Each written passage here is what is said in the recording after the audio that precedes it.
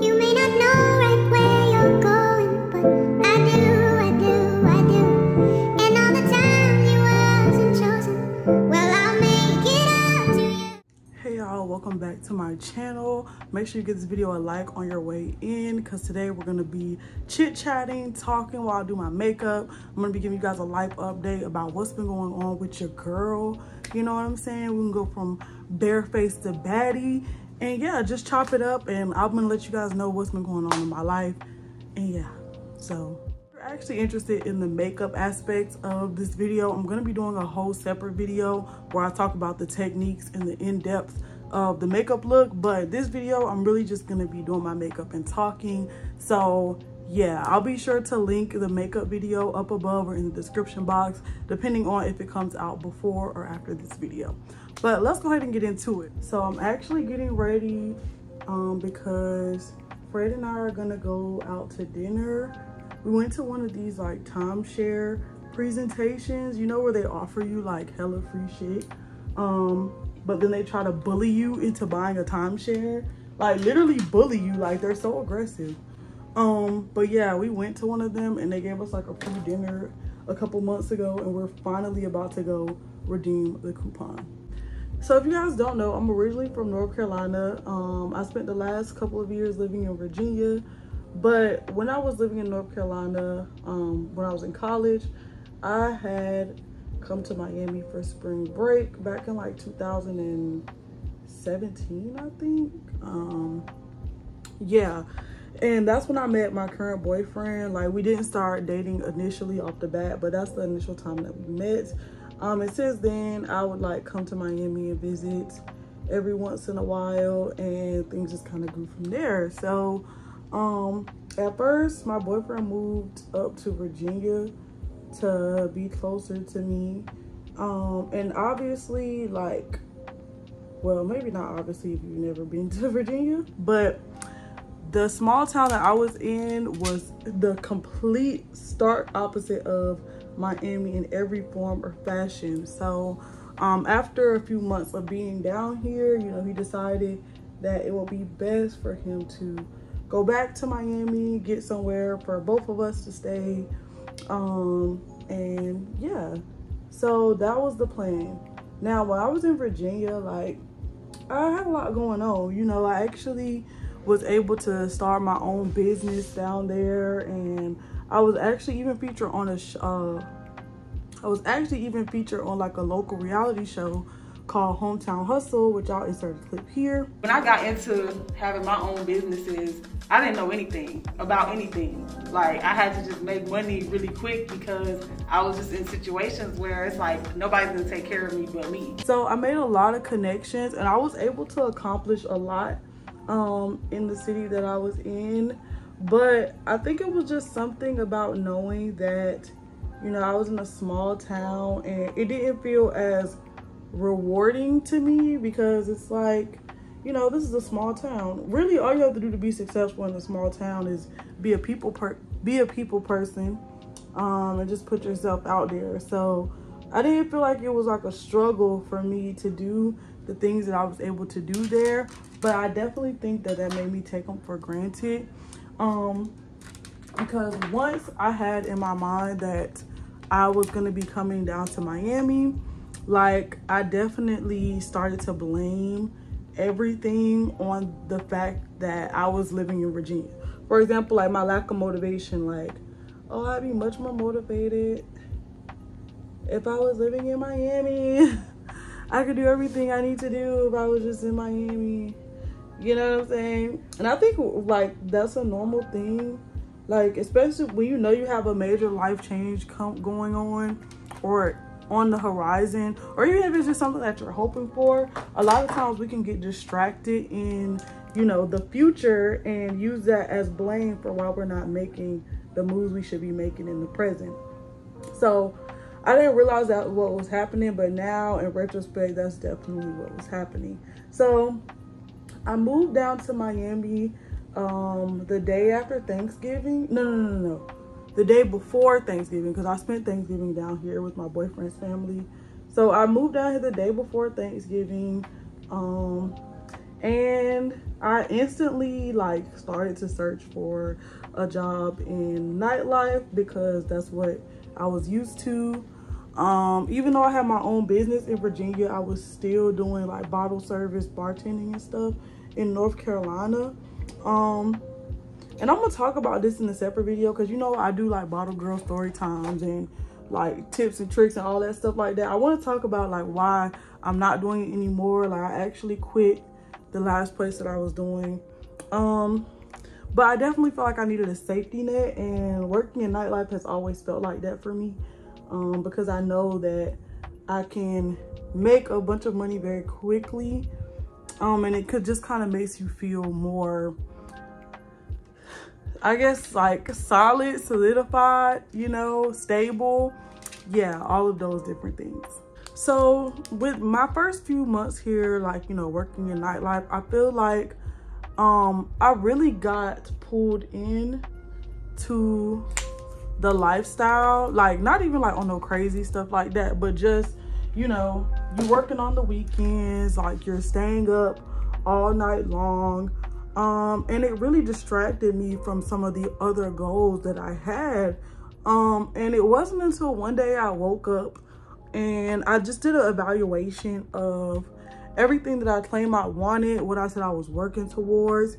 And I had the shocking realization that just because I was in a new environment, that wasn't going to automatically make me a new person. And it wasn't going to give me like this new ambition or drive out of nowhere. Like, I just knew that I was going to become content creator of the year once I moved to Miami. And that was not the case immediately because, to be honest, I could have made content anywhere, and I could have made content where I was at. I literally had a whole content studio in my apartment in Virginia, and I still didn't create content. So I really had to deal with the harsh reality that if you really want to do something, you're going to do it regardless of where you're at or regardless of what limitations you might think you have. So that was a really eye-opening moment for me. Of course, I am super happy to be in Miami. It's beautiful here. I love the weather. Yeah, I love the weather. It is expensive as fuck. Like, I went from living in a very, very cheap town to a very expensive town. But I do think that that has helped shift my mindset about money too, like living in a bigger city. I know that this video is all over the place. I hope you guys don't mind. Like I said, I'm just like rambling, telling y'all what's been going on with me, okay? People in Miami, of course, you know, you hear about celebrities living here, and, you know, athletes and just people, the wealthy people in general, because this is just that type of place. And so, you know, I don't think I've ever even seen a Tesla in person until I moved here, like real shit. And now it's something that I just see so much more frequently, like luxury cars, beautiful homes, people wearing designer and stuff like that. Like, that wasn't something that I grew up seeing a whole lot. Not that I grew up, you know, dirt poor or anything, but like it was just very, very low middle class. Like, and it wasn't like that we didn't know about these things, because we did, but we knew that 9 times out of 10 anybody that you see with these things are knockoffs. And there's nothing wrong with that, but just to see like these fancy cars, to go to the mall and there's like a Prada and a Burberry store in the mall, like that's just something that I've never experienced. And it's definitely helped me to be more I guess aspirational in the sense of my financial goals, because it's just like when I see these people in these fancy cars, or, you know, in the mall buying all of these fancy bags and stuff like that, and seeing that they're living a lifestyle they're not stressed financially, it just lets me know like this is possible for me too. There's nothing that these people have that I don't have, and I know that I have the ability to create this type of lifestyle for me. But it's also helped me to see that a lot of what you see is not really what it is. You know, there are a lot of content creators here, and there are also just as many legitimately wealthy people there are also just as many people that are putting on a facade or that are doing things illegally to obtain this money. It's a big message and lesson that I've learned here about not comparing yourself to others. That's in more ways than one. If you guys have seen my video about regaining weight and restarting my weight loss journey, you'll probably remember where I talked about, you know, the BBL epidemic down here is like crazy. Again, I don't even know if I had seen like definitely not an exaggerated BBL in person before I moved down here. But yeah, there's just a lot of lifestyle idolization, you know, where people are willing to go to extreme lengths to appear as if they have a certain lifestyle, even if they don't. But even amidst that, there's lessons in that. So many lessons in that. I think it's been interesting, like the dynamic of moving from like Southern hospitality to a big city. And even though Florida, this is like as south as it gets, like South Florida is as south as it gets, there's still like a different level of human interaction than what I was normally accustomed to back home. There is a little more fear because, you know, you're in a fast-paced environment, and that everyone was not raised under the same like cultural guises as you. Like when you live in a small town, a lot of times majority of the people have very similar beliefs. You know, there's a little bit of security in knowing that, like, I know somebody that knows who you are, or vice versa. Like, you know, you're never just out here shooting in the dark with people because everybody knows everybody when you're in a teeny tiny town like I was. Now here, even though there's so many more opportunities to put yourself out there, I think it's just harder because, you know, it's like it's complete strangers. Like back home, there was something uniting about being from a place that was so small. There's really nothing like connecting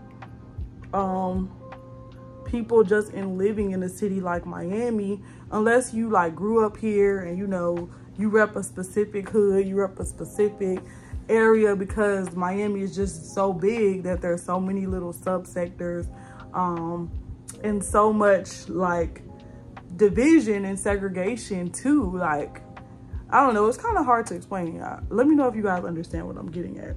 I think at first when I moved down here, like for the first couple of weeks, I just had such an endorphin and serotonin rush, and I felt so good to just be in a new environment. But slowly, as that like freshness and awareness wore off, I kind of got depressed because it's like, you know, I'm in the place where you're supposed to make dreams happening and I'm still not making my dreams happen. It's just pretty indicative of the fact that it doesn't matter where you are. Like if you don't really take the action to make something happen, then it's just not gonna happen. And I think that can be a beautiful thing too, even on the aspect of living in a small town, because it was just simply having less pressure that allowed me to elevate really quickly there. And even though I didn't find the validation I was looking for because it was a small town and it didn't seem like a challenge, you know, it's those same type of actions, that networking, that putting yourself out there, that helps you in a big town as well. But comment down below if you guys have ever felt like that, especially if you live in a small town. Like, have you ever had the feeling, oh, if I was just born somewhere else, I could, you know, do XYZ, I could be XYZ, you know what I'm saying? Even people that I meet here, like I meet people all the time, especially when I was working, that I like to talk to people about their dreams and their aspirations just because I think it's important. But I would ask people about, you know, what they want to do and stuff like that. And when they would tell me, and they would just be like, you know, it's just too many people doing that already, or I wouldn't get no support, or I don't know where to start. It's just like, yo, it's people back home that I know doing the same thing that you're doing with really no resources and no support and stuff like that. So I think it's easy to take those things for granted once you actually have to. What do you think is the biggest difference from the big city, small city that you've noticed? The biggest difference? Yeah, the most, like, I guess, thing that stood out the most. This damn traffic. That's one thing I would take back any day. Martinsville traffic was a dream. That shit was non-existent. It was nothing. You was on the road alone. Like, that's, but no, I think. I mean, nobody had nowhere to go. There was nothing to do in that bitch. Yeah, there was nothing to do in that motherfucker. Yeah, that traffic, boy. Where are you going? To Walmart. To That's Walmart and Yamato's. Right. And they had no clubs, no malls. Nothing. But yeah, you was just going to Yamato's and back. It really wasn't nothing much to do. So, but I think that's probably the biggest thing then. The fact that there's always something to do here, even if like it's a fucking Thursday. Like, Right. you can always go out and do something. But even that, like, I thought that I would be going out so much more than I actually go out. And it's not even a matter of like, I don't go out a lot because, you know, I just don't be feeling like going out all the time as much as I thought I would want to go out. Like, it gets old pretty fast. Right. And it's really expensive. Right. It's very expensive. I would say the biggest thing that stuck out to me was the people. The people. How nice people were. Yeah. Why do you think that is? Because, you know, I was talking about that earlier, like the Southern hospitality thing, and we're literally in the most Southern place, like, Right. you know, so where did that go? Like, who just said fuck Southern hospitality when it came to Miami? Do you think it's because so many people come here from different places? Yeah. Yeah. And it's not really like I don't think it's community based. It's very segregated. Yeah. Very segregated. So I feel like the community is like, it's not together. So there's community within communities. Mm-hmm. Like the Spanish community, they stick together Yeah. and do their thing. But yeah. And the Haitians. And the Haitians and the Jamaicans too. I have learned so much about Haitians since I've been down here. Like about Haitian culture. Yeah. It is a lot of Jamaican. All together, nah. Yeah. But you know, I do, like, when I was coming home from work, I would always like talk to my Uber people if they talk to me. And people, I think people are generally friendly here, but they're just like, they're not gonna go out of their way to, like, you know what I'm saying? Yeah. Like, Martinsville went out of their way. yeah, it's not like New York where people are just like rude as fuck. People are friendly, but it's like they're not just gonna like walk up to you and start a conversation or like feel super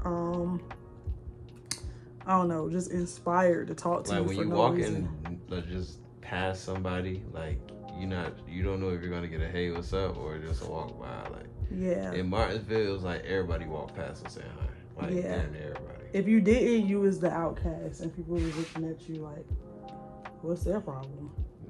Yeah. Yeah.